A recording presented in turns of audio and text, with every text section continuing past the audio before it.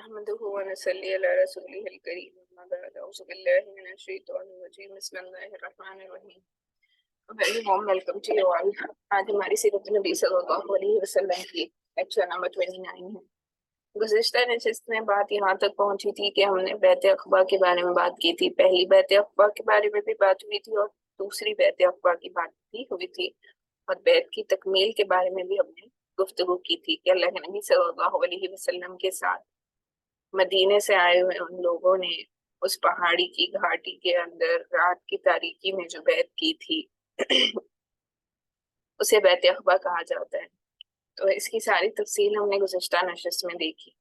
تو جب یہ طے ہوا کہ اللہ کے نبی صلی اللہ علیہ وسلم ان کے ساتھ ہجرت کر کے مدینے کی طرف جائیں گے تو وہ جو بیعت تھی اس میں جو اہم لوگ تھے ان سارے لوگوں کے نام بھی ہم نے دیکھے.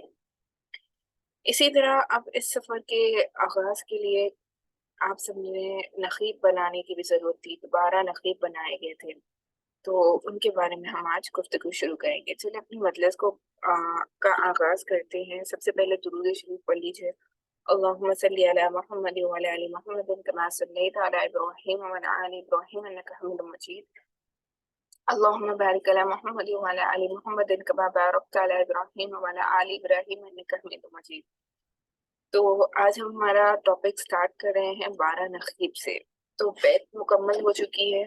بیعت عقبہ اول اور دو جو بیعت عقبہ ہوئی ہے دونوں کی تفصیل ہم گزشتہ نشست میں دیکھ چکے ہیں. اب جو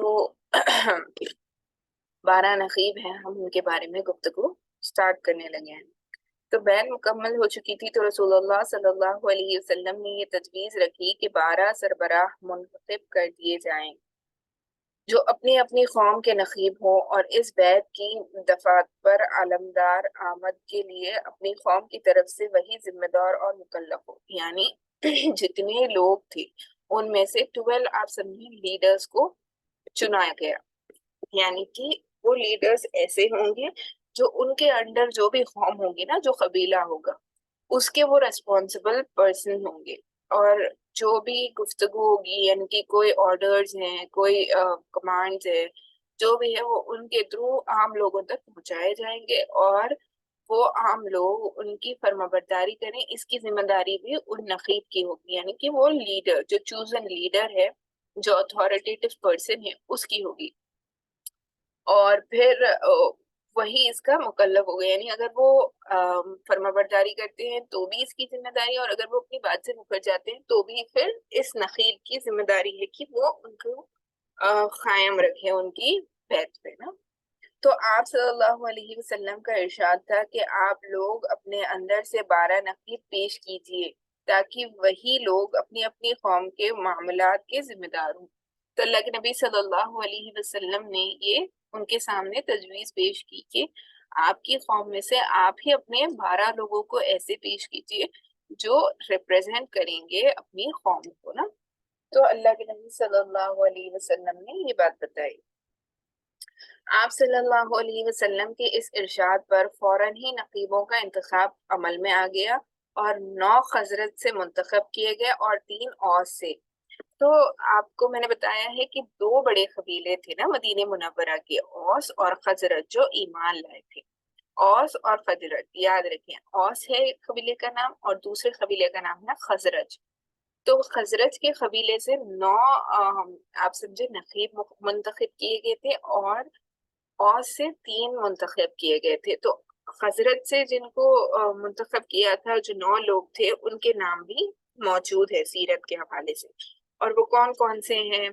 سب سے پہلے اسد بن زہیرہ بن عداس رضی اللہ تعالیٰ عنہ، سعد بن ربیعہ بن عمر رضی اللہ تعالیٰ عنہ، تیسرے ہیں عبداللہ بن رباح بن سلابہ رضی اللہ تعالیٰ عنہ، چوتھے ہیں رفع بن مالک بن الجن رضی اللہ تعالیٰ عنہ، پانچویں ہیں برا بن مرار بن سکر رضی اللہ تعالیٰ عنہ، اور چھٹے ہیں عبداللہ بن عمر بن حرام رضی اللہ تعالیٰ عنہ، اور ساتویں ہے عبادہ بن سامت بن قیس رضی اللہ تعالیٰ عنہ، آٹھویں ہیں سعد بن عبادہ بن دلیم رضی اللہ تعالیٰ عنہ، اور نویں ہیں منذر بن عمر بن خنیس رضی اللہ تعالیٰ عنہ. تو یہ سارے 9 صحابہ رضی اللہ تعالیٰ عنہ مجمعین جن کے ابھی نام گزرے ہیں یہ سارے ہی خزرج کے قبیلے کے لوگ تھے اور یہ نقیب منتخب کیے گئے تھے. آئی ہوپ آپ کو نقیب کا مطلب سمجھ میں آ گیا ہوگا. نقیب وہ ہے جو اتھارٹیٹو ریپرزینٹیٹیو ہے اپنی کمیونٹی کا. جیسے آپ کو بھی بتایا گیا اوس اور خزرج جو دو قبیلے ہیں، اوس اور خزرج کے اندر بھی پھر ملٹیپل آپ سمجھے ڈویژنز ہوا کرتے تھے نا قبیلوں کے، چھوٹے چھوٹے قبیلے چھوٹے چھوٹے قبیلے. تو یہاں پر یہی طے کیا گیا تھا کہ 12 ایسے لوگوں کو چنا جائے جو ان کی کمیونٹی کو، ان کے جو قبیلے ہیں ان کو ریپرزینٹ کریں گے، تو وہ ایز اے لیڈر ہوں گے نا، تو ان کو نقیب کہا جاتا ہے.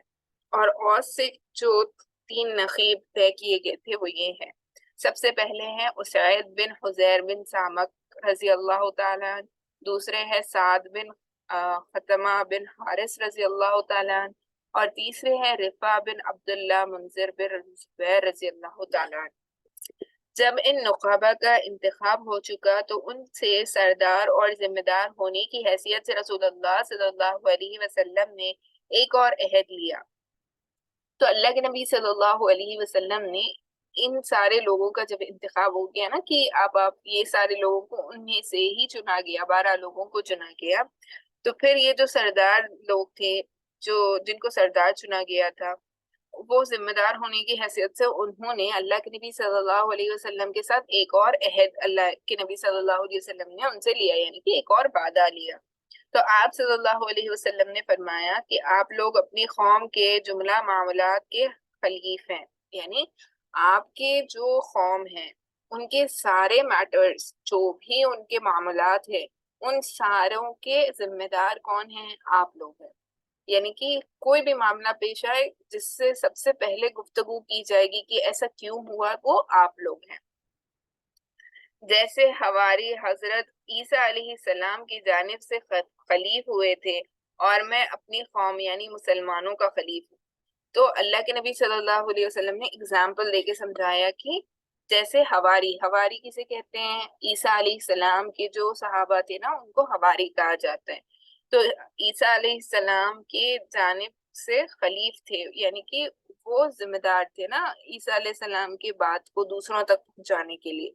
اسی طرح مسلمان تو اپنی قوم میں، ہماری قوم میں سب سے حلیف کون ہیں؟ اللہ کے نبی صلی اللہ علیہ وسلم. تو اسی طریقے سے آپ جو قوم مطلب جو پرٹیکولر ریجن میں آپ جا کر محنت کرنے والے ہیں وہاں کے خلیف آپ ہوں گے، یعنی کہ آپ ذمہ دار ہوں گے، آپ اتھارٹیٹو پرسن ہوں گے. ان سب نے کیا کہا؟ جی ہاں، یعنی انہوں نے عہد لیا. اس کے بعد اگلا جو باب ہے، جو اگلا ٹاپک ہے، ہم اس کو شروع کرنے لگے ہیں. امید ہے یہ 12 نقیبوں کا جو انتخاب تھا وہ آپ کو اچھے سے سمجھ میں آ گیا ہوگا. اگلا جو ہمارا سب ٹاپک ہے وہ ہے شیطان معاہدہ کا انکشاف کرتا ہے. تو معاہدہ مکمل ہو چکا تھا. اب دیکھیں شیطان عصر نو سے، جب سے آدم علیہ السلام کو اللہ سبحانہ وتعالیٰ نے پیدا کیا اور پھر فرشتوں کے سامنے کیا کہ آدم علیہ السلام کو سجدہ کریں، تو تمام ہی فرشتوں نے سجدہ کیا، لیکن ابلیس جو ہے جو اس درجے کا عالم عابد تھا، اتنا اس کو علم تھا، اتنا اس نے عبادت کی تھی اللہ کی کہ اللہ سبحانہ وتعالیٰ نے اسے فرشتوں کے ساتھ کا درجہ دیا تھا نا، اسی وجہ سے وہ وہاں پر تھا. اس کے باوجود جب اس نے اللہ کے حکم کو ماننے سے انکار کر دیا اور وہ مرتد ہو گیا، تو وہ کیا ہوا پھر؟ وہ کس وجہ سے مرتد ہوا؟ بس اس وجہ سے مرتد ہوا کہ اس نے اپنے آپ کو دوسروں سے اعلیٰ سمجھا. یہ جو کوالٹی ہے نا کہ انسان اپنے آپ کو سمجھے کہ میں دوسروں سے بہتر ہوں، یہ ہمیشہ شیطانی طرف سے ہوتی ہے، کیونکہ یہ شیطان کی کوالٹی ہے نا. اللہ نے قرآن مجید میں جو ٹریٹس بیان کیے ہیں مومنین کے اور شیطان کے، منافقین کے، یہ ان ٹریٹس میں سے ہوتا ہے کہ انسان جو ہے اپنے آپ کو اعلیٰ سمجھے، جو اللہ نے ناپسند کیا ہے. تو ہمیں بھی چاہیے کہ ہم اپنے آپ کو اس ٹریڈ سے بھی روکیں. اور میں بتا یہ رہی تھی کہ شیطان عصر نو سے شروعات ہی سے لے کر ہمیشہ ہمیشہ تب تک قیامت قائم نہیں ہو جائے گی تب تک ہر اچھے کام کو روکنے کی بالکل کوشش کرتا ہے، اور ہمیشہ کوئی نہ کوئی بات اور کوئی نہ کوئی طریقے سے وہ दीन इस्लाम को तकलीफ पहुंचाने की नई नई तरकीबें सोचता रहता है, ताकि सिर्फ वो अकेला जहन्नम में ना जाए बल्कि अल्लाह के बंदों को भी जहन्नम में ले जाने वाला बने ना। आप सोचे एक और बात जो ऑफ द टॉपिक है लेकिन मैं समझती हूँ जरूरी है, जो हमें चाहिए हम सब के लिए जानना, वो ये है कि अल्लाह सुब्हान व तआला ने जब शैतान को धुतकार दिया, यानी कि अल्लाह सुब्हान व तआला ने उसे कहा ना कि तुम मरदूद हो जाओ और ता क़यामत तुम अल्लाह के दरबार से तुम्हारे ऊपर हर चीज वो हो गई ना कि उसके ऊपर अल्लाह की जितनी भी नेमतें थी वो सारी कुछ छिन गई, और बेसिकली वो अल्लाह की रहमत से निकल गया ना। वो जो है शैतान जो है वो मुर्तद हो गया और अल्लाह ने उसे मरदूद करार दे दिया। और लेकिन वो इस दर्जे का आलिम और आबिद था, आप देखें कि शैतान ने उस मौके पर भी अल्लाह से दुआ मांगी कि ए अल्लाह, मुझे आप ये इख्तियार दे कि मैं क़यामत तक के लोगों को भटकाऊं। तो अल्लाह सुब्हान व तआला ने जिसको धुतकार दिया, जिसको निकाल दिया, उसकी भी दुआ को अल्लाह ने कबूल किया है। अल्लाह सुब्हान व तआला ने उसकी इस दुआ को उस वक्त जब उसने अल्लाह को सबसे ज्यादा नाराज किया था, उस वक्त भी अल्लाह ने उसकी उस दुआ को कबूल किया है। तो फिर अगर हम अल्लाह की इबादत करते हैं, अल्लाह से दुआएं मांगते हैं, तो क्यों अल्लाह सुब्हान व तआला हमारी दुआओं को कबूल नहीं करेंगे ना। बस हालात ऐसे आ जाते हैं कि इंसान बेबस और लाचार महसूस करता है, लेकिन अल्लाह के दरबार से हमें कभी भी नामुराद और मायूस नहीं होना चाहिए ये सोचकर कि मेरी दुआएं कबूल नहीं होती। क्योंकि आप देखिए शैतान जैसे जिसे धुतकार दिया गया उसकी भी दुआएं अल्लाह ने कबूल की है, ऐसे मौके पर जब अल्लाह ने उसको मरदूद करार दे दिया और उसको निकाल दिया ना।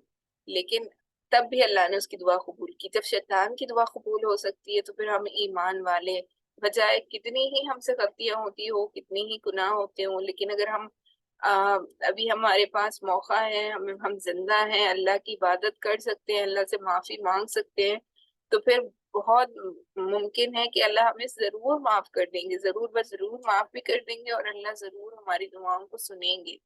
तो हमेशा ये चीज याद रखें कि अल्लाह हमें सुन रहा है। तो ये ऑफ द टॉपिक हो गया, लेकिन बस हम कुछ बातें थी जो याद आ गई ताकि मैं आपको बता दूं। तो हम दोबारा अपने टॉपिक पे वापस चलते हैं। तो हम बात ये कर रहे थे कि शैतान मुहायदे के इंकिशाफ करते हैं।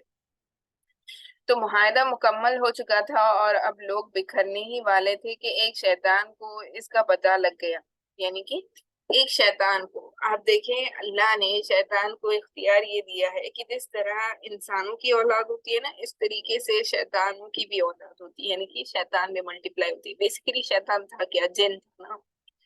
तो जिन जो होते हैं ऑब्वियसली अल्लाह ने इंस और जिन दोनों को इस दुनिया में पैदा किया। तो एक शैतान था जिसको इस बैत अखबा के बारे में पता चल गया।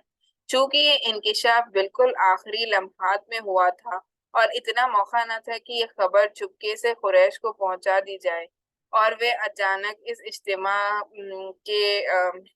के शुकारा पर टूट पड़े और उन्हें घाटी ही में जला ले।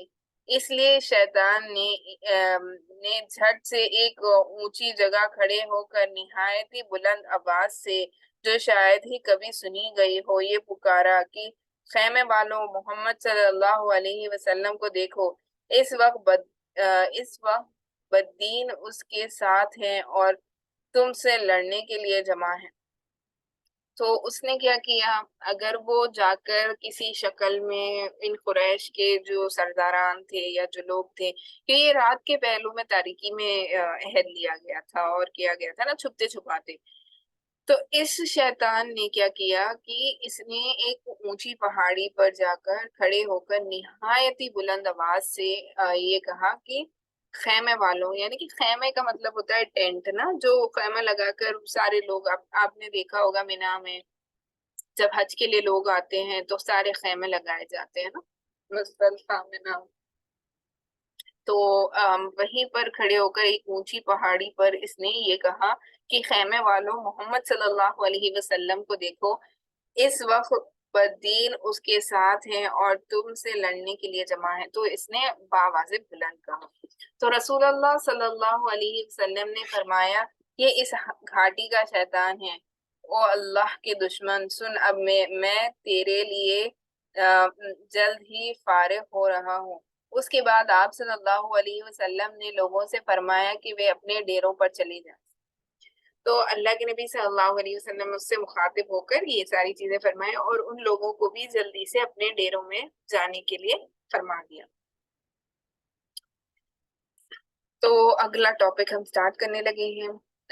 اگلا ٹاپک ہے قریش پر ضرب لگنے کے لیے انصار کی مستعدی، یعنی اس شیطان کی آواز سن کر حضرت عباس رضی اللہ تعالیٰ عنہ بن عبیدہ بن نزلہ نے فرمایا، اس ذات کی قسم جس نے آپ صلی اللہ علیہ وسلم کو حق کے ساتھ مبعوث فرمایا ہے، آپ صلی اللہ علیہ وسلم چاہیں تو ہم کل اہل منا پر اپنی تلواروں کے ساتھ ٹوٹ پڑیں۔ تو آپ صلی اللہ علیہ وسلم نے فرمایا، ہمیں اس کا حکم نہیں دیا گیا ہے، بس آپ لوگ اپنے ڈیروں میں چلے جائیں۔ اس کے بعد لوگ واپس جا کر سو گئے یہاں تک کہ صبح ہو گئی۔ تو اس کے بارے میں یہ بتایا گیا۔ اس کے بعد یثرب کے سرداروں سے قریش کا احتجاج۔ تو جب قریش کو معلوم ہوا تو انہوں نے کس طریقے سے احتجاج کیا، اس کے بارے میں بھی ہم گفتگو کر لیتے ہیں۔ تو یہ خبر قریش کے کانوں تک پہنچی تو غم و عالم کی شدت سے ان کے اندر کوہرام مچ گیا۔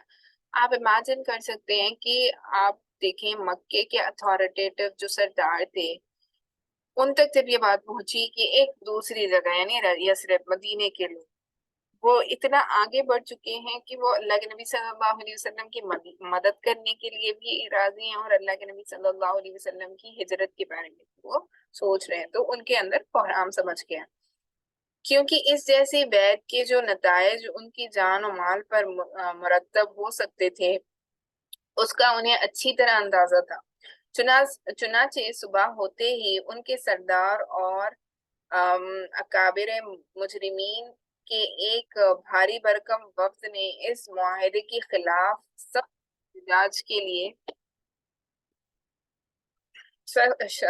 احتجاج کے لیے اہل یثرب کے خیموں کا رخ کیا اور یوں بولے، خزرج کے لوگوں، ہمیں معلوم ہوا ہے کہ آپ لوگ ہمارے اس صاحب کو ہمارے درمیان سے نکال کر لے جانے کے لیے آئے ہیں اور ہم سے جنگ کرنے کے لیے آئے ہیں، کے لیے اس کے ہاتھ پر بیعت کر رہے ہیں، حالانکہ کوئی عرب قبیلہ ایسا نہیں جس سے جنگ کرنا ہمارے لیے اتنا زیادہ ناگوار ہو جتنا آپ حضرات سے۔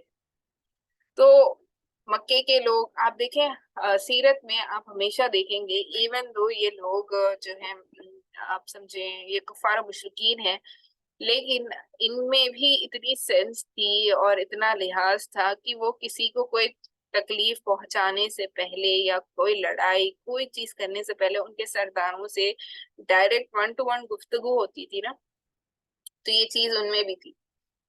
لیکن آج ہم کس ماحول میں رہتے ہیں، بنا کسی کو بتائے، بنا کسی کو کوئی اطلاع دیے، عورتوں کو بچوں کو سارا ہی کو آدمیوں کے ساتھ سب مل کر ایک ہی ساتھ بم سے اڑا دیا جاتے ہیں، ایسی چیزیں کی جاتی ہے۔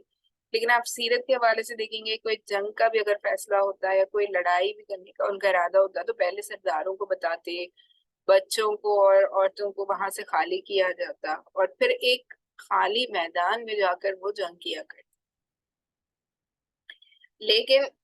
لیکن چونکہ مشرکین خزرج اس بیعت کے بارے میں سرے سے کچھ جانتے ہی نہیں تھے، کیونکہ یہ مکمل رازداری کے ساتھ رات کی تاریکی میں زیر عمل آئی تھی، اس لیے ان مشرکین نے اللہ کی قسم کھا کر یقین دلایا کہ ایسا کچھ ہوا ہی نہیں ہے، ہم اس طرح کی کوئی بات سرے سے جانتے ہی نہیں ہیں۔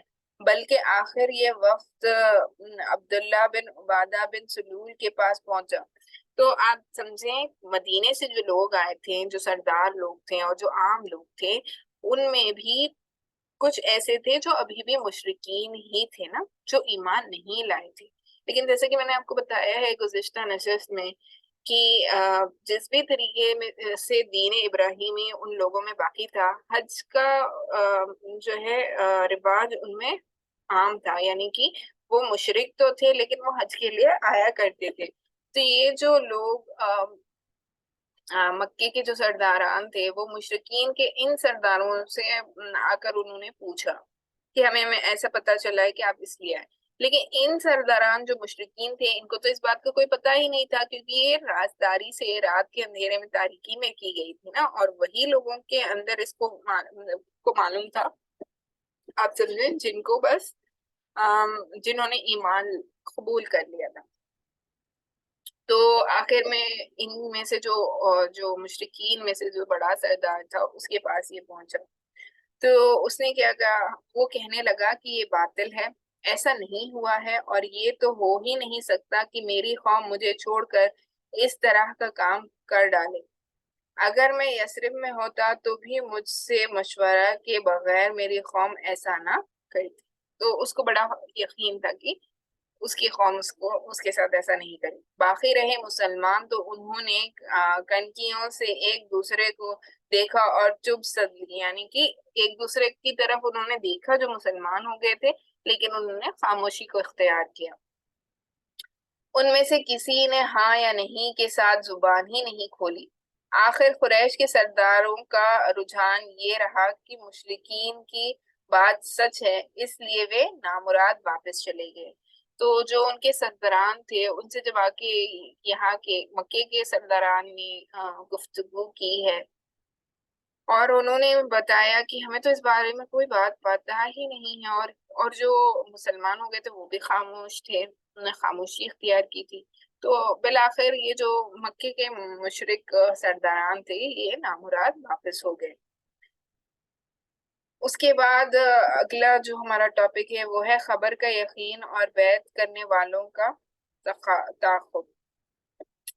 تو مکے کے سردار تقریباً اس یقین کے ساتھ پلٹے تھے کہ یہ خبر غلط ہے، لیکن اس کی خرید میں وہ برابر لگے رہے. یعنی کہ ان کو وہ واپس تو چلے گئے تھے لیکن انہیں بالکل اس چیز کا شبہ ہو گیا تھا کہ ان میں سے کچھ لوگ ہیں جنہوں نے یہ بیعت کی ہے. تو وہ اس کو پتہ لگانے کے لیے وہ اس کے پیچھے لگ گئے. بالآخر انہیں یقینی طور پر معلوم ہو گیا کہ خبر صحیح ہے اور بیعت ہو چکی ہے. لیکن یہ پتہ اس وقت چلا جب حجاج اپنے اپنے وطن روانہ ہو چکے تھے. تو ان کو پتہ کب چلا کہ یہ سچ تھی اور یہ واقع میں ایسی بیعت ہوئی ہے؟ جب حجاج اکرام جو ہے اپنے اپنے وطن کو واپس چلے گئے تھے. اس لیے ان کے سواروں نے تیز رفتاری سے اہل یثرب کا پیچھا کیا، لیکن موقع نکل چکا تھا. البتہ انہوں نے سعد رضی اللہ تعالی عنہ بن عبادہ اور منذر رضی اللہ تعالی عنہ بن عمیر کو دیکھ لیا اور انہیں خریدا. لیکن منذر رضی اللہ تعالی عنہ زیادہ تیز رفتار ثابت ہوئے اور نکل بھاگے. البتہ سعد رضی اللہ تعالی عنہ بن عبادہ پکڑ لیے گئے اور ان کا ہاتھ گردن کے پیچھے انہیں خجائے کی رسی سے باندھ دیا گیا اور پھر انہیں مارتے پیٹتے اور بال نوچتے ہوئے مکے لے جایا گیا. تو ایک صحابی تھے جو چھوٹ گئے، باقی کے صحابہ جو تھے وہ آگے نکل چکے تھے، لیکن ایک صحابی تھے جن کا نام ملتا ہے سعد بن عبادہ، وہ پکڑے گئے تھے اور ان کو رسیوں سے باندھ کر بڑی تکلیف دی گئی اور مارا گیا. لیکن وہاں متیم بن عدی اور حارث بن حرب بن امیہ نے آ کر چھڑا لیا، کیونکہ ان دونوں کے جو قافلے مدینے سے گزرتے تھے وہ سعد رضی اللہ تعالی عنہ کی پناہ میں گزرتے تھے. تو سعد رضی اللہ تعالیٰ عنہ کو چھڑا لیا گیا، دوسرے دو صحابہ اکرام نے ان کو چھڑا لیا. کیونکہ اگر مکے کے لوگوں کا جانا جو تھا نا سفر کے حوالے سے تو وہ مدینے ہی سے ہوتا تھا، یثرب سے ہی ہوتا تھا، اور وہاں سے جہاں سے وہ گزرتے تھے وہ علاقہ حضرت سعد رضی اللہ تعالیٰ عنہ ہی کا تھا. تو ادھر انصار ان کی گرفتاری کے بعد باہم مشورہ کر رہے تھے کہ کیوں نہ دھاوا بول دیا جائے، یعنی کہ ان سے لڑائی اور جنگ کیا جائے. مگر اتنے میں وہ دکھائی پڑے، یعنی کہ اتنے میں وہ دکھائی پڑے اور اس کے بعد تمام لوگ بخیریت مدینہ پہنچ گئے، کیونکہ ان کو چھوڑ دیا گیا. کیونکہ اگر وہ ان کو رکھ لیتے تو مدینے میں وہ جو راستے سے وہ سفر کے لیے جاتے اس راستے سے مکے والوں کو جانے کی اجازت ہی نہیں ہوتی نا. تو اس طریقے سے ہوتا کیا کہ تجارت ہی بند ہو جاتی. تو اس وجہ سے انہوں نے ان کو چھوڑ دیا. تو یہی عقبہ کی دوسری بیعت ہے جسے بیعت عقبہ کبریٰ کہا جاتا ہے. تو یہ جو دوسری بیعت عقبہ تھی نا اسے بیعت کبریٰ بھی کہا، بیعت عقبہ کبریٰ کہا جاتا ہے. یہ بیعت ایک ایسی فضا میں زیر عمل آئی تھی جس پر محبت و وفاداری، منتشر اہل ایمان کے درمیان تعاون و تناصر، باہمی اعتماد اور جان سپاری اور شجاعت کے جذبات چھائے ہوئے تھے. یعنی صحابہ اکرام رضی اللہ تعالیٰ عنہ جو تھے، جو ایمان لائے تھے، ان کے اندر اتنے سچا ان کا اور اتنا بلند ان کا ایمان کا جذبہ تھا کہ وہ دین اسلام کے لیے جنگ کرنے کے لیے، اللہ کے نبی صلی اللہ علیہ وسلم کی حفاظت کے لیے اپنے آپ کو پیش کرنے کے لیے حاضر تھے. یثربی اہل ایمان کے دل اپنے کمزور مکی بھائیوں کی شفقت سے لبریز تھے. ان کے اندر ان بھائیوں کی حمایت کا جوش تھا اور ان پر ظلم کرنے والوں کے خلاف غم و غصہ تھا. تو یثرب کے جو لوگ تھے ان کے اندر جو مکے کے مشرکین تھے جنہوں نے ایمان لانے والوں کے ساتھ بڑی تکلیفیں دی تھی مسلمانوں کو، ان کے لیے ان کے دل میں بڑا غصہ تھا کہ ان سے جنگ کریں یا ان سے ان مسلمانوں کو بچا لیں. ان کے سینے اپنے اس بھائی کی محبت سے سرشار تھے جسے دیکھے بغیر محض للہ فی اللہ اپنے بھائی قرار دے لیا تھا. یعنی کہ سگے بھائی تو وہ نہیں تھے لیکن ایمان والے ہونے کی وجہ سے، مسلمان ہونے کی وجہ سے انہوں نے بھائی کا اس درجہ دیا تھا کہ وہ ان کے لیے ایسی ایمان کی ان کے اندر جذبہ تھا کہ وہ ان کے لیے مر مٹنے کو بھی راضی تھے نا. اور یہ جذبات و احساسات محض کسی عارضی خواہش کا نتیجہ نہ تھے، اور یہ جو ان کی جذبات تھے جس کو بیان کیا جا رہا ہے یہ کسی مانیٹری بینیفٹس کے نہیں تھی. یعنی کہ ان کو ان سے کوئی پیسوں کی پیسے ان کو مل جائے یا دنیا ان کو حاصل ہو جائے، یہ ساری چیزیں ان کو مطلوب نہیں تھی جو دن گزرنے کے ساتھ ساتھ ختم ہو جاتی ہے، بلکہ اس کا منبع ایمان باللہ، ایمان بالرسول اللہ اور ایمان بالکتاب تھا. یعنی سب سے پہلے تو اللہ پر ایمان اور رسول اللہ صلی اللہ علیہ وسلم پر ایمان، اور پھر اللہ کا جو کلام اللہ کے نبی صلی اللہ علیہ وسلم پر اتارا گیا ہے اس پر ایمان تھا. یعنی وہ ایمان جو ظلم و عدوت کی کسی بڑی سے بڑی قوت کے سامنے سے سرنگو نہیں ہوتا. یعنی کہ کوئی بھی باطلانہ فرقہ آ جائے، کوئی بھی باطلانہ آپ سمجھیں سردار آ جائیں جو ان کو اپنے دین سے پھیرنے کی کوشش کر دیں، تب بھی وہ اپنے دین سے نہیں پھیریں گے. وہ ایمان کے وہ ایمان کے جب اس کے بعد باد بھری چلتی ہے تو عقیدہ عمل میں عجائبات کی ظہور ہوتا ہے. یعنی کہ بتایا یہی جا رہا ہے کہ ان کے اندر ایمان کا اس درجہ، مطلب لیول، موٹیویشن بھی سمجھے آپ، اور ان کے اندر ایمان کا ایسا جذبہ تھا کہ اب وہ کچھ بھی کرنے کے لیے، مر مٹنے کے لیے اور دین کو بچانے کے لیے آگے بڑھنے لگے. اسی ایمان کی بدولت مسلمانوں نے صفحات زمانہ پر ایسے ایسے کارنامے ثابت کیے اور ایسے ایسے آثار و نشانات چھوڑے کہ ان کے نظیر سے ماضی و حاضر خالی ہو گئی اور غالباً مستقبل بھی خالی ہی رہے گا. یعنی کہ بتایا یہ جا رہا ہے کہ ان کی اس محنت کا اور ان کی اس جوش کا اور ان کی اس ایمان لانے کا نتیجہ یہ ہوا کہ مسلمانوں کو اتنی قوت حاصل ہوئی کہ پھر مدینہ ہی وہ بیس بنا نا کہ جس کی وجہ سے دوبارہ مکے کو فتح مکہ ہوئی، کیپچر کیا گیا، مکے کی طرف لوٹے گیا، اور پھر سارا عرب کا جو جزیرہ تھا اس میں ایمان پھیلا ہی کہاں سے، مدینے سے نا. جب ہجرت کر کے مدینے گئے ہیں مسلمان اور اللہ کے نبی صلی اللہ علیہ وسلم، وہیں سے تو مسلمانوں کو تمام قوتیں حاصل ہوئی ہیں نا، دین اسلام کو قوتیں حاصل ہوئے، بلندی حاصل ہوئی، اس کو بتایا جا رہا ہے. تو ہم اگلا ٹاپک سٹارٹ کرنے لگے ہیں، اگلا چیپٹر بیسیکلی تو اگلا چیپٹر جو ہے ہمارا ہے وہ ہے ہجرت کے ہراول داستے.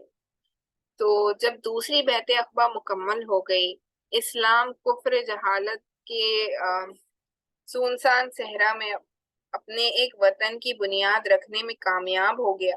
یعنی کہ اب دیکھیں مکے ہی میں اسلام نہیں تھا، مکے سے باہر بھی چلا گیا تھا، یعنی یثرب مدینے والوں تک بھی دین اسلام کا پیغام پہنچ گیا تھا.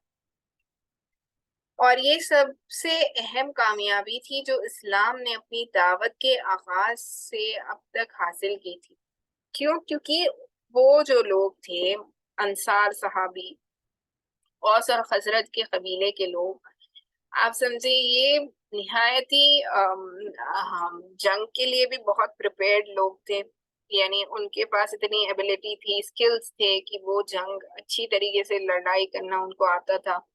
اور پھر ان کا ایمان کا یہ جذبہ تھا کہ جب وہ ایمان لائیں تو پھر وہ اپنی بات سے نہیں مکرے نا. تو اس وجہ سے ایمان والوں کو یعنی مسلمانوں کو ان کے ایمان لانے سے بڑی قوت حاصل ہوئی. تو رسول اللہ صلی اللہ علیہ وسلم نے مسلمانوں کو اجازت مرحمت فرمائی کہ وہ اپنے اس نئے وطن کی طرف ہجرت کر جائیں. تو اللہ کے نبی صلی اللہ علیہ وسلم نے صحابہ اکرام جو مکے کے صحابہ ہیں ان کو یہ اجازت دی کہ تم ہجرت کر کے مکے سے مدینے کی طرف جا سکتے ہو، اس نئے وطن کی طرف. ہجرت کے معنی یہ تھے کہ سارے مفادات تج کر اور مال کی قربانی دے کر محض جان بچا لی جائے، اور وہ بھی یہ سمجھتے ہوئے کہ یہ جان بھی خطرے کی زد میں ہے. ابتدائے راہ سے انتہائی راہ تک کہیں بھی ہلاک کی جا سکتی ہے. تو جو مکے کے صحابہ تھے جو ایمان لا چکے تھے، چاہے وہ کتنے ہی مطلب پستہ حالت میں غریب مسلمان کیوں نہ تھے یا امیر سے امیر مسلمان کیوں نہ تھے، محض ایمان لانے کی بنیاد پر ان سے جو دشمنی کی جا رہی تھی. اب مکے سے ہجرت کرنے کا مطلب یہ تھا کہ مکے میں جو ان کی ساری چیزیں ہیں اس کو وہ چھوڑ کر مدینے کا رخ کریں گے نا، مدینے کی طرف چلے جائیں. اور مدینے کو جانے کا مطلب یہ ہے کہ وہ اپنی جان کی حفاظت کریں. کیوں؟ کیونکہ یہ جو کفار و مشرکین ہیں یہ ان کی جان کے پیاسے بن چکے تھے نا، اس لیے. تو پھر سفر بھی ایک مبہم مستقبل کی طرف ہے. یعنی کہ آپ سفر تو کریں گے لیکن تب بھی آپ کو جان کا خطرہ تو بنا ہی رہے گا، کیونکہ یہ کفار و مشرکین جو ہے خاموش تو نہیں بیٹھنے والے، یہ جنگ کریں گے، مسلمانوں کو تکلیف تب بھی پہنچانے کی پوری کوشش کریں گے. معلوم نہیں آگے چل کر ابھی کون کون سے مصائب اور غم و عالم رونما ہوں گے. تو آگے مسلمانوں کے اوپر کیا حالات پیش آنے والے ہیں اور یہ کفار و مشرکین ان کے ساتھ کس طریقے سے بدلہ لیں گے یا کیا کریں گے، اس کا کوئی علم نہیں ہے. تو مسلمانوں کو آپ سمجھے اللہ کے نبی صلی اللہ علیہ وسلم نے ایک طریقے سے یہ بھی پریپیئر کر دیا کہ آنے والے جو سرکمسٹانسز ہو سکتے ہیں اس کا یہی مطلب ہے. تو اس کے لیے مینٹلی بھی صحابہ اکرام رضی اللہ تعالیٰ عنہم اجمعین کو پریپیئر کر دیا گیا کہ آگے کے لیے بھی جو بھی حالات پیش آئیں اس کے لیے ہمیں ثابت قدم رہنا ہے. مسلمانوں نے یہ سب کچھ جانتے ہوئے ہجرت کی ابتدا کر دی. ادھر مشرکین نے بھی ان کی روانگی میں رکاوٹیں کھڑی کرنی شروع کر دی، کیونکہ وہ سمجھ رہے تھے کہ اس میں خطرہ مضرم ہے. ہجرت کے چند نمونے پیش خدمت ہیں. یعنی کہ اب ہم یہاں سے جو گفتگو کریں گے، جس بارے میں بات کریں گے، وہ ہماری ہجرت کے ریلیٹڈ ہوگی. اور صحابہ اکرام رضی اللہ تعالیٰ عنہم اجمعین ہجرت کے لیے جب جانے لگے تو کفار و مشرکین نے ان کے ہجرت کے سفر میں بھی کس طریقے سے رکاوٹیں ڈالی اور کس طریقے سے یہ پیش آیا، اس کو ہم اب بیان کرنے لگے ہیں. چلیے، سب سے پہلی چیز یہ ہے کہ سب سے پہلے مہاجر جو ہیں وہ ہے حضرت ابو سلمہ رضی اللہ تعالیٰ عنہ تھے. انہوں نے ابن اسحاق کے بقول بیعت عقبہ کبریٰ سے 1 سال پہلے ہجرت کی تھی. ان کے ہمراہ ان کی بیوی بچے بھی تھے. جب انہوں نے روانہ ہونا چاہا تو ان کے سسرال والوں نے کہا کہ یہ رہی آپ کی بیگم، اس کے متعلق تو آپ ہم پر غالب آ گئے، لیکن یہ بتائیے کہ یہ ہمارے گھر کی لڑکی آخر کس بنا پر ہم آپ کو چھوڑ دیں کہ آپ اسے شہر شہر گھماتے پھریں؟ چنانچہ انہوں نے ان سے ان کی بیوی چھین لی۔ تو اس پر ابو سلمہ رضی اللہ تعالیٰ عنہ کے گھر والوں کو تو آ گیا اور انہوں نے کہا، جب تم لوگوں نے اس عورت کو ہمارے آدمی سے چھین لیا ہے تو ہم اپنا بیٹا اس عورت کے پاس نہیں رہنے دے سکتے۔ چنانچہ دونوں فریق نے اس بچے کو اپنی طرف کھینچ لیا، جس سے اس کا ہاتھ اکھڑ گیا اور ابو سلمہ رضی اللہ تعالیٰ عنہ کے گھر والے اس کو اپنے ساتھ لے گئے۔ خلاصہ یہ ہے کہ ابو سلمہ رضی اللہ تعالیٰ عنہ نے تنہا مدینے کا سفر کیا۔ اس کے بعد حضرت ام سلمہ رضی اللہ تعالیٰ عنہ کا حال یہ تھا کہ وہ اپنے شوہر کی روانگی اور اپنے بچے سے محرومی کے بعد روزانہ صبح صبح ابتہ پہنچ جاتی، یعنی کہ آپ سمجھے، آئی ہوپ میں بتاتی چلی جا رہی تھی لیکن آپ کو سمجھ میں آیا ہوگا یا نہیں، اس لیے میں دوبارہ اس کو ایکسپلین کر دیتی ہوں کہ ابو سلمہ رضی اللہ تعالیٰ عنہ جو تھے نا، ان کی بیوی جو ہے، ان کو ان کے گھر والوں نے روکا، اور ان کا جو بیٹا تھا ان کو بھی ان کے گھر والوں نے روک لیا، جو ابھی تک ایمان نہیں لائے تھے، کہ آپ ہماری بیٹی کو کیسے لے جا سکتے ہیں ان کے تو بیسیکلی ہوا یہ کہ ان کی بیٹی سے ان کا جو آپ سمجھے بیٹا تھا، یعنی میں بتانے یہ لگی ہوں کہ جو صحابی رضی اللہ تعالیٰ عنہ تھے، ام سلمہ، ان کی بیوی اور بچہ جو تھا، تو بچے کو ان کے ددیال والوں نے لے لیا، اور جو ان کی بیوی تھی ان کے مائکے والوں نے ان کو لے لیا۔ تو ہوا یہ کہ وہ اکیلے ہی ہجرت ان کو کرنی پڑی مدینے کی طرف، اور ان کی والدہ جو تھی، بچے کی والدہ، ام سلمہ جن کا نام ملتا ہے، تو وہ ان کا حال یہ تھا کہ وہ اپنی شوہر کی روانگی، شوہر تو چلے جا چکے تھے، تو وہ بڑی غمگین ہو کر، اور بچے سے بھی وہ محروم کر دی گئی تھی نا، بچے کو بھی چھین لیا گیا تھا، اور بچے کو بھی چھیننے میں بتایا جاتا ہے کہ اس کا ہاتھ اکھڑ گیا، اتنا کھینچم کھانچ ہوئی تھی۔ تو وہ عتبہ پہنچ جاتی، اور جہاں یہ ماجرا پیش یہ آیا تھا، اور شام تک روتی رہتی، تو وہ وہاں پر جاتی اور شام تک روتی رہتی۔ اسی حالت میں جو ہے 1 سال گزر گیا اور اس نے کہا کہ اس بیچاری کو جانے کیوں نہیں دیتے؟ تو بالآخر کیا ہوا، ان کے گھرانے کو تو بالآخر ان کے گھرانے کے کسی آدمی کو ترس آ گیا، اور اس نے کہا کہ اس بیچاری کو جانے کیوں نہیں دیتے؟ اسے خواہ اس کے شوہر اور بیٹے سے جدا کر رکھا ہے۔ اس پر ام سلمہ رضی اللہ تعالیٰ عنہ سے ان کے گھر والوں نے کہا، اگر تم چاہو تو اپنے شوہر کے پاس چلی جاؤ۔ تو حضرت ام سلمہ رضی اللہ تعالیٰ عنہ نے بیٹے کو اس کے ددیال والوں سے واپس لیا اور مدینہ چل پڑی۔ اللہ اکبر! کوئی 500 کلومیٹر کی مسافت کا سفر اور ساتھ میں نہ ہو، اللہ ہی کو معلوم نہیں، اور ساتھ میں اللہ کی کوئی مخلوق نہیں، یعنی کہ معذرت چاہتی ہوں کہ میں نے غلط اس کو پڑھا، کہ ساتھ میں کوئی بھی ان کا ساتھ دینے والا، کوئی مخلوق ان کے ساتھ نہیں تھی۔ جب تنہائی تنیم پہنچی تو عثمان بن ابی طلحہ مل گئے، اسے حالات کی تفصیل معلوم ہوئی تو ساتھ ساتھ چل کر مدینے پہنچانے لگے، اور جب قبا کے آبادی نظر آئی تو بولا، تمہارا شوہر اسی بستی میں ہے اور اسی میں چلی جاؤ، اللہ برکت دے۔ اس کے بعد وہ مکہ پلٹ گئے۔ تو مکے کے ایک صاحب تھے جن کا نام ملتا ہے طلحہ، عثمان بن طلحہ، جو ان کو راستے میں مل گئے۔ جب انہوں نے اس کی تفصیل، یعنی کہ ان کے ساتھ جو بھی پیش آیا ان کی تفصیل سنائی، تو انہوں نے ان کو ان کے شوہر کے پاس، قبا میں جہاں ان کے شوہر رکے ہوئے تھے، اس بستی تک انہوں نے ان کو آپ سمجھیں پہنچا دی۔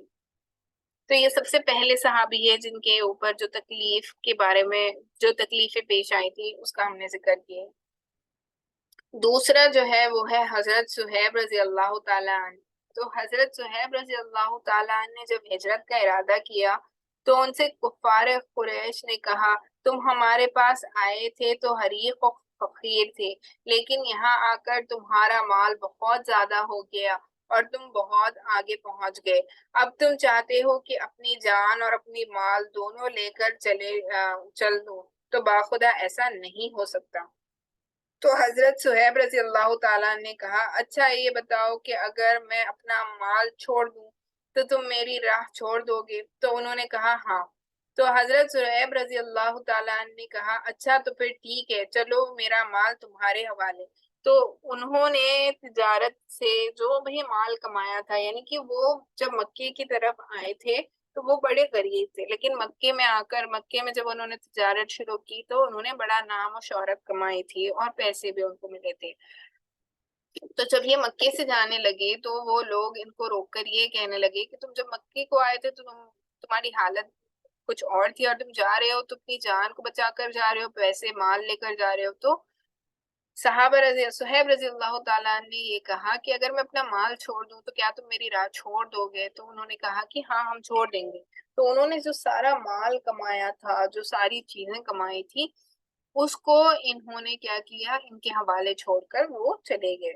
تو رسول اللہ صلی اللہ علیہ وسلم کو اس کا علم ہوا تو آپ صلی اللہ علیہ وسلم نے فرمایا کہ صہیب رضی اللہ تعالیٰ نے نفع اٹھایا، صہیب رضی اللہ تعالیٰ نے نفع اٹھایا۔ اس کا مطلب یہ ہے کہ جو مال انہوں نے کمایا تھا، جو انہوں نے پیچھے چھوڑ دیا، وہ ان کو نفع دینے والا ہو گیا نا، کہ ان کی ایک تو جان بھی بچ گئی، اور پھر جان سے زیادہ ان کو دین اسلام کے لیے وہ جہاں جا کر دین اسلام کی خدمت کرنے لگے، اس کا سبب یہ ہوگا کہ وہ جنت میں جانے والے ہوں گے۔ تو اس لیے بتایا گیا کہ یہ مال جو تھا ان کا، ان کو نفع پہنچانے والا بن گیا، یعنی انہوں نے اس مال سے نفع اٹھایا۔ تیسرا ہے حضرت عمر بن خطاب رضی اللہ تعالیٰ عنہ، عیاش بن ابی ربیعہ رضی اللہ تعالیٰ عنہ، ہشام رضی اللہ تعالیٰ عنہ بن ایس بن ولی نے آپس میں طے کیا کہ فلاں جگہ صبح صبح اکٹھے ہو کر وہیں سے مدینے کو ہجرت کی جائے گی۔ تو ان تینوں حضرات نے اکٹھا مدینے کی طرف ہجرت کرنے کا ارادہ کیا تھا۔ حضرت عمر رضی اللہ تعالیٰ عنہ اور عیاش رضی اللہ تعالیٰ عنہ وقت مقررہ پر آ گئے، لیکن ہشام رضی اللہ تعالیٰ عنہ کو قید کر لیا گیا۔ پھر جب یہ دونوں حضرات مدینہ پہنچ کر خبا میں اتر چکے تو عیاش رضی اللہ تعالیٰ عنہ کے پاس ابو جہل اور اس کے بھائی حارث پہنچے۔ تینوں کی ماں ایک ہی تھی۔ ان دونوں نے عیاش رضی اللہ تعالیٰ عنہ سے کہا کہ تمہاری ماں نے نظر مان لی ہے کہ جب تک وہ تمہیں دیکھ نہ لے گی، سر میں کنگھی نہ کرے گی اور دھوپ چھوڑ کر سائے میں نہ آئے گی۔ تو آپ دیکھیں کس طریقے سے صحابہ کرام رضی اللہ تعالیٰ عنہم اجمعین کو ٹیسٹ بھی کیا گیا اور ان کو کس طریقے سے تکلیف میں پہنچائی گئی۔ یہ سن کر عیاش رضی اللہ تعالیٰ عنہ کو اپنی ماں پر ترس آ گیا۔ حضرت عمر رضی اللہ تعالیٰ عنہ نے یہ کیفیت دیکھ کر عیاش رضی اللہ تعالیٰ عنہ سے کہا کہ عیاش دیکھو، خدا کی قسم یہ لوگ تم کو محض تمہارے دین سے فتنے میں ڈالنا چاہتے ہیں، لہٰذا ان سے ہوشیار رہو۔ خدا کی قسم اگر تمہاری ماں کو جوؤں نے اذیت پہنچائی تو وہ کنگھی کر لے گی، اور اسے مکہ کی زار اکڑی دھوپ لگی تو وہ سائے میں چلی جائے گی۔ مگر عیاش رضی اللہ تعالیٰ عنہ نے عمر رضی اللہ تعالیٰ عنہ کی بات نہ مانی۔ انہوں نے اپنی ماں کی قسم پوری کرنے کے لیے ان دونوں کے ہمراہ نکلنے کا فیصلہ کر لیا، تو وہ واپس جانے لگے۔ حضرت عمر رضی اللہ تعالیٰ نے کہا اچھا جب یہی طے کرنے پر آمدہ ہو تو میری یہ اونٹ لے لو، یہ بڑی عمدہ اور تیز رو ہے، اس کی پیٹھ نہ چھوڑنا، اور لوگوں کی طرف سے کوئی مشکوک حرکت ہو تو نکل بھاگنا۔ تو حضرت عمر رضی اللہ تعالیٰ نے عیاش رضی اللہ تعالیٰ کو اپنی اونٹنی دی، سب سے اچھی اونٹنی، تاکہ ان سے ہوشیار بھی رہنا، اور اگر یہ ان کی کوئی سازش ہے تمہیں پھنسانے کے لیے تو تم وہاں سے تیزی سے بھاگ نکلنا۔ تو عیاش رضی اللہ تعالیٰ اونٹنی پر سوار ان دونوں کے ہمراہ نکل پڑے۔ راستے میں ایک جگہ ابو جہل نے کہا بھائی میرا یہ اونٹ تو بڑا سخت نکلا، کیوں نہ تم مجھے بھی اپنی اس اونٹنی پر پیچھے بٹھا لو۔ تو عیاش رضی اللہ تعالیٰ عنہ نے کہا کہ ٹھیک ہے. اس کے بعد اونٹنی بٹھا دی. ان دونوں نے اپنی اپنی سواریاں بٹھائیں تاکہ ابو جہل رضی اللہ تعالیٰ ابو جہل اور عیاش رضی اللہ تعالیٰ عنہ کی اونٹنی پر بیٹھ جائے. لیکن جب تینوں زمین پر آ گئے تو یہ دونوں اچانک عیاش رضی اللہ تعالیٰ عنہ پر ٹوٹ پڑے اور انہیں رسی سے جکڑ کر باندھ دیا، اور اسی باندھی ہوئی حالت میں دن کے وقت مکہ لے گئے اور کہا کہ اے اہل مکہ، اپنے بے وقوفوں کے ساتھ ایسا ہی کرو جیسا ہم نے اپنے اس بے وقوف کے ساتھ کیا ہے. تو گویا ان کی یہ سازش تھی اور ان کو لے جانے کے لیے. جب وہ اونٹ سے اترے تو ان کو رسی سے باندھ کر گھسیٹتے ہوئے مکے کی طرف لے جایا گیا، اور لوگوں سے بھی یہ کہا گیا کہ تم بھی اس بے وقوف کی طرح نہ بننا. اگر تم بھی بے وقوف بنے تو تمہارا بھی یہی حشر ہوگا. یعنی کہ بیسیکلی بے وقوفوں کے ساتھ ایسے ہی کرنے کے بارے میں انہوں نے بتایا. تو عازمین ہجرت کو علم ہو جانے کی صورت میں ان کے ساتھ مشرکین جو سلوک کرتے تھے اس کے یہ 3 نمونے ہیں، لیکن ان سب کے باوجود لوگ آگے پیچھے پے در پے نکلتے ہی رہے.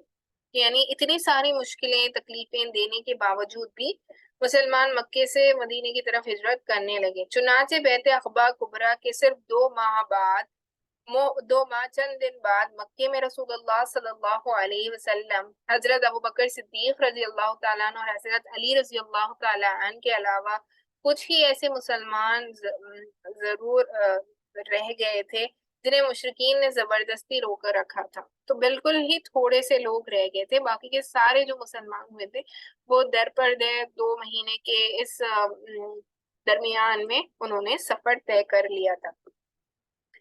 ان دونوں حضرت ابوبکر صدیق رضی اللہ تعالیٰ عنہ اور حضرت علی رضی اللہ تعالیٰ عنہ کو بھی رسول اللہ صلی اللہ علیہ وسلم نے روکے رکھا تھا.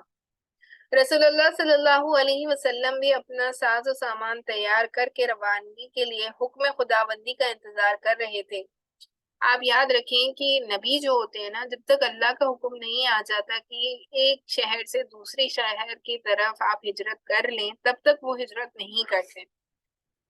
جو حضرت یونس علیہ السلام تھے، جن کو مچھلی نے پکڑ لیا تھا، جن کے پیٹ میں مچھلی کے پیٹ میں وہ رہے تھے، وہ معاملہ ہی یہ تھا کہ انہوں نے اپنی قوم سے یہ کہا تھا کہ تمہاری نافرمانیوں کی وجہ سے تو اللہ کا تم پر عذاب آئے گا، اور اسی وجہ سے کہ عذاب آئے گا میں اپنے آپ کو بچانے کے لیے اس بستی سے جا رہا ہوں. اور وہ نکل پڑے. اللہ کا بھی حکم نہیں آیا تھا ان کو نکلنے کے لیے، لیکن وہ نکل پڑے، جس کی وجہ سے اللہ نے ان کو پھر مچھلی میں وہ قید ہوئے اور وہ سارا واقعہ پیش آیا. تو بتانا یہی مقصد تھا کہ نبی جو ہوتے ہیں وہ اللہ کے حکم کا انتظار کرتے ہیں. اگر ہجرت کرنے کی بھی ضرورت پیش آئے وہ تب تک ہجرت نہیں کرتے جب تک اللہ کا حکم نہ آ جائے. تو اللہ کے نبی صلی اللہ علیہ وسلم بھی ہجرت کی تیاری تو کر رہے تھے، لیکن اس انتظار میں تھے کہ اللہ سبحانہ و تعالیٰ کی طرف سے ہجرت کے لیے اجازت مل جائے نا.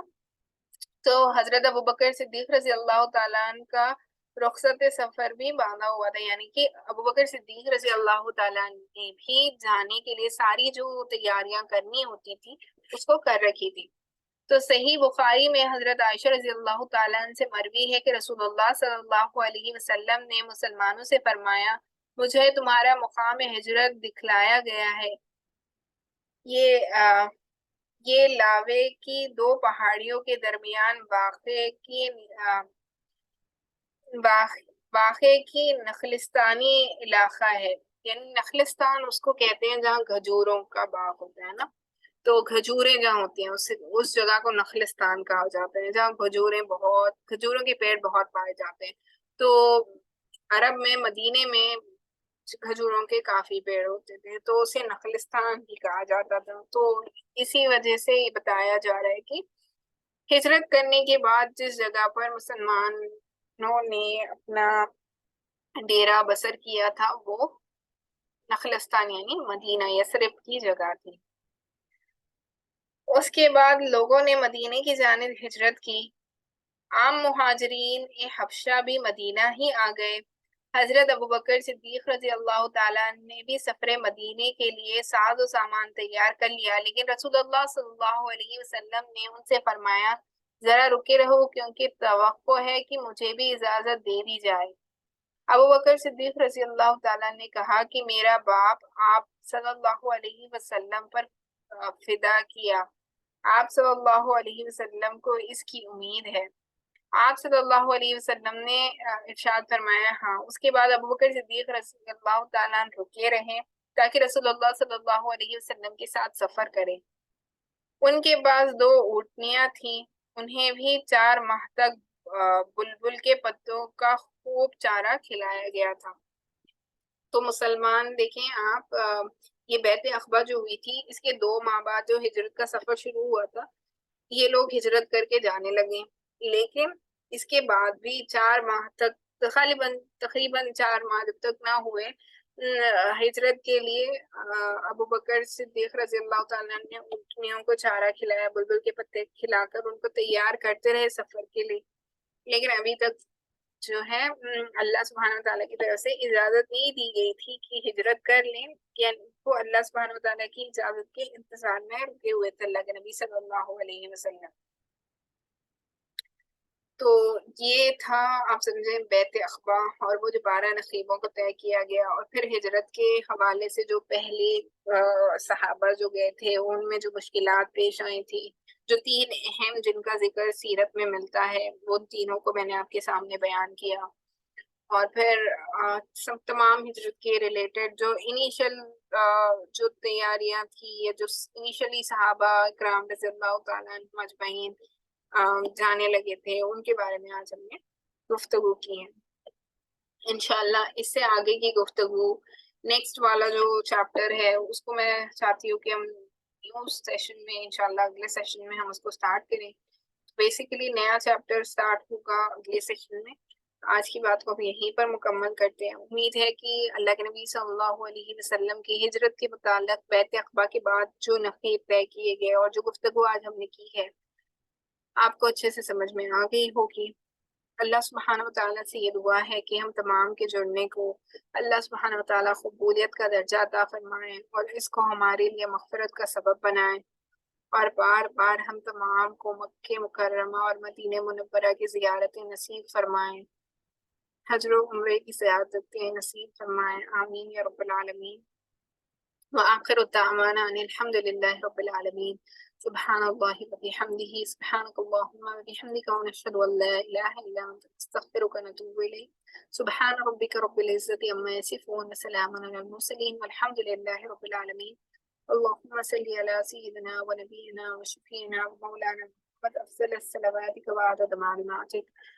اللہم صلی علی محمد وعلی آل محمد کما صلیت علی ابراہیم وعلی آل ابراہیم انک حمید مجید۔ اللہم بارک علی محمد وعلی آل محمد کما بارکت علی ابراہیم وعلی آل ابراہیم انک حمید مجید۔ ایک گزارش یہ ہے آپ سے کہ اگلی نشست سیرت کے حوالے سے نیکسٹ سیٹرڈے ہوگی، لیکن انشاءاللہ عقیدے کے حوالے سے ہماری کل بھی سیشن ہوگا سیم اسی ٹائم پر، تو آپ عقیدے کی کلاس میں بھی جوائن کریں۔ ہم تو غالباً 75 پوائنٹس کور کر چکے ہیں عقیدہ تحویہ میں، کچھ ہی پوائنٹس بچے ہیں انشاءاللہ ہمارا اس کورس مکمل ہونے کے لیے، تو آپ سے گزارش ہے کہ آپ اس میں بھی جوائن کریں۔ جزاک اللہ خیر۔